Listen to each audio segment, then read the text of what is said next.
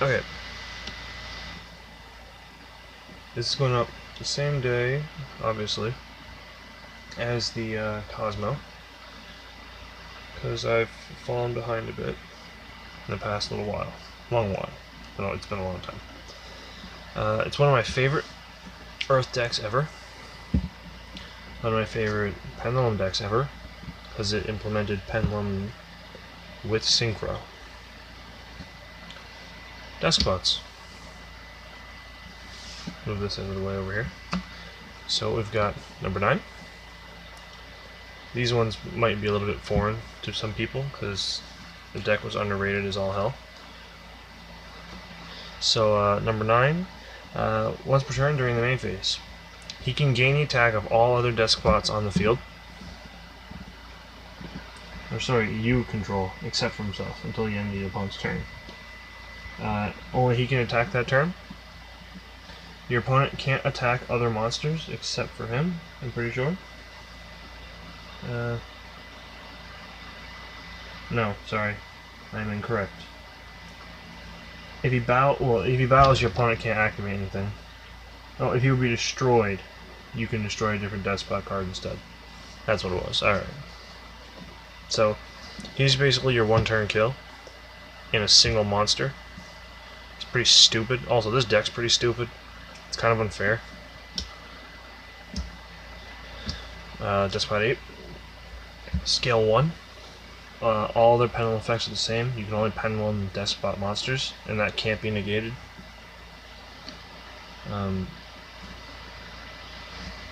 Just to have the hierarchy of what is most overpowered.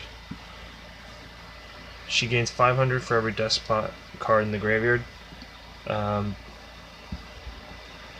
opponent can't target face-up Deskbot cards with card effects except for her. And she can make up to 2 attacks on monsters during each battle phase. So she's good for breaking down huge boards. 7. Scale 10. Similar-ish effect. Gains 500 for every Deskbot card. Oh, this is the one. Your opponent can't attack other Deskbot monsters except for him. And he has Piercing. That's good for getting through defenses. You'll see that a lot of the scale 8 and 7 are similar, and scale 6 and 5 are similar. 6, scale 1. If he's normal or special, you can target a monster in the field, change its battle position. Gains 500 for every face-up Deskbot in the extra deck.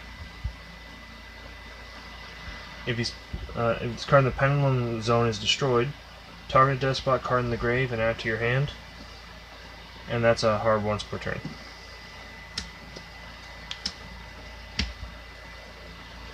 Five is, if it's normal or special, target a spell or trap on the field, destroy it. Gains 500 for everyone in the face-up in the extra deck. If this card in the Pendulum Zone is destroyed, target a Deskbot monster in the grave and special summon it. Hard once per turn on that effect. So he's good for getting back your Synchro, he's good for getting back your boss monsters. And FYI, every Deskbot has 500 attack and defense. This deck is extremely math-oriented, as you can tell by their designs of being school supplies turned into Autobots or Decepticons, if that's your preferred taste. Number 4. If it battles monster during damage calc, in either player's turn, you can activate this effect to send a Deskbot from your deck to the graveyard. He gains, or he or she, I can't really tell, gains 500 attack, times that monster's level, but your opponent takes no damage for the rest of the turn. If 4 destroys a monster by battle, you can special summon 2 Deskbots, one from your hand and one from your grave. I believe. No, hand and or grave. With different levels in defense position. So this thing can summon back your Synchro if he kills a monster in battle, which is pretty overpowered. Number 3. On normal summon, special summon a Deskbot from the deck. except for himself, or themself. During the player's turn, once per turn, per copy. Target Deskbot monster you control gains 500 attack for every Deskbot card on the field. Or sorry, well, when I say on the field, I mean that you control. Because that's just what I'm used to, until the end of the turn. So it's good in the damage step, or damage calc, for running stuff over. And it's really good with number 9. Number 2, if it's special summoned, add a Deskbot card from your deck to your hand. And all machine monsters you control, except for itself, gain 500 attack and defense. So if you have 2, they're both 1,000. And number 1, the last of the list, gains 500 attack and defense for every machine you control, including itself. So he starts off at 1,000. And if 2 or more machine monsters are special summoned at the same time while it's in your graveyard, you can special summon it. Not a hard once per turn, so you can summon all 3 back if you penned out 2 at the same time. He's also the tuner of the deck, so him and 9 make the synchro, because the synchro is level 10. And we'll get into that later. I've got some last minute alterations just for the sake of it. Symphonic guitar. It's okay. I'll turn that off real fast. It's my clock. You can discard a card, special summon a symphonic monster from your deck, except for itself. So you'd summon out Mike. And if it's normal summon, you can target a symphonic warrior in your graveyard, special summon it. Scale 7. As you can probably, might be able to see that. And then Mike's scale 1. His scale is 4 unless you have a symphonic in the other one. And that's really all he's meant for. What is it? Oh, that's why. After this, you normal or special summon this card. You can normal summon 1 monster in that main phase, or during the main phases of your turn, in addition to your normal summon set. So you basically use double summon, which is not bad in a deck that has nothing but like level 5+. Spell cards, there's no traps. Triple base. All Deskbots gain 500 attack and defense. You can reveal any number of Deskbot cards in your hand, shuffle them back into the deck, draw the same amount.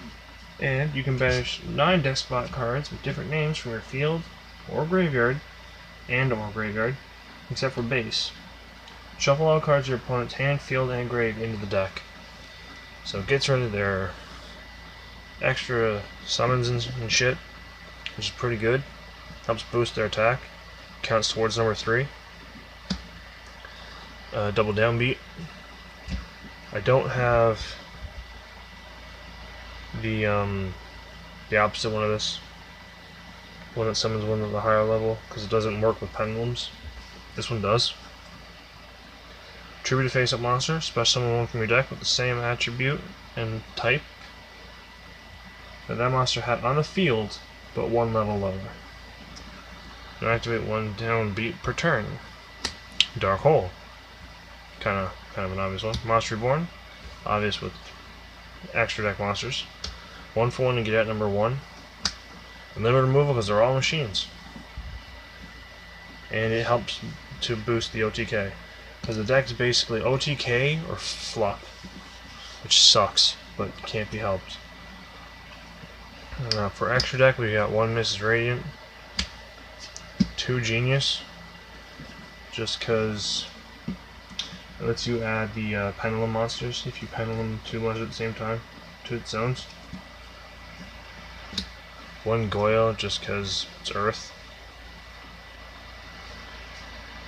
This is not the new reprinting of it, but it requires Earth Earth tuners. And then the favorite, Jet. Now, Jet is a stupefied version of the rest of them. aside from number 9. Jet has 3 effects.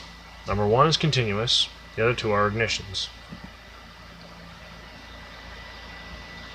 He gains 500 for every Deskbot card on the field. So he starts off at 1,000, and if you have scales, we'll start off at 2k.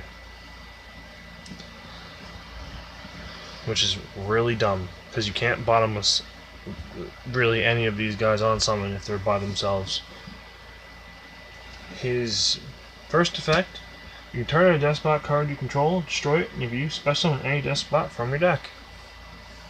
So you could destroy a 5 in the scale, special one from the deck, special one from a graveyard. Number 2, you can target one Deskbot card you control and one face-up card in the field and destroy both. So he's not bad. He's level 10, so he's kind of tricky to summon, but he literally only helps, or he only adds to the possibilities the deck has, which is really freaking cool. As stated, it's one of my favorite decks, probably ever. Even though it's new-ish. I mean, it came out throughout the entirety of Arc 5. But other than that, it's fun. I mean, they look cool. They make sense. This is jank. So let's see what happens if we do this. You can field spell, by the way. Oh my Jesus! Oh, what? Never mind. I can see this. So you would discard.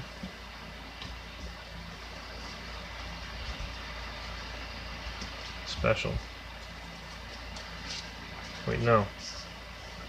No, you would discard the special. Maybe. I don't know. Maybe. Kinda hard to figure out. Doesn't matter though. Maybe you could tribute to summon. Gain an extra summon. Go nowhere with that because you can't gain your extra summon. The point is that the deck is cool. It opens pretty shit, as you just saw. But when it opens a good hand, let's say like you open, literally, if you open this, you're set. Like, it's Gucci. If you open this, it's pretty rad. But like three is your best one. He's your combo starter. But regardless, it's cool. I'm only repeating myself. I'm sorry. If you enjoy it, that's rad. If you don't, that's cool too. The OTK potential of this deck is fucking unbelievable. It's probably one of the most efficient OTKs in the game. If you open, well, in general, if you open with a good hand in any deck, you can probably pull off an OTK. But this one's one of the least complicated. You know, simple math. Let's see here.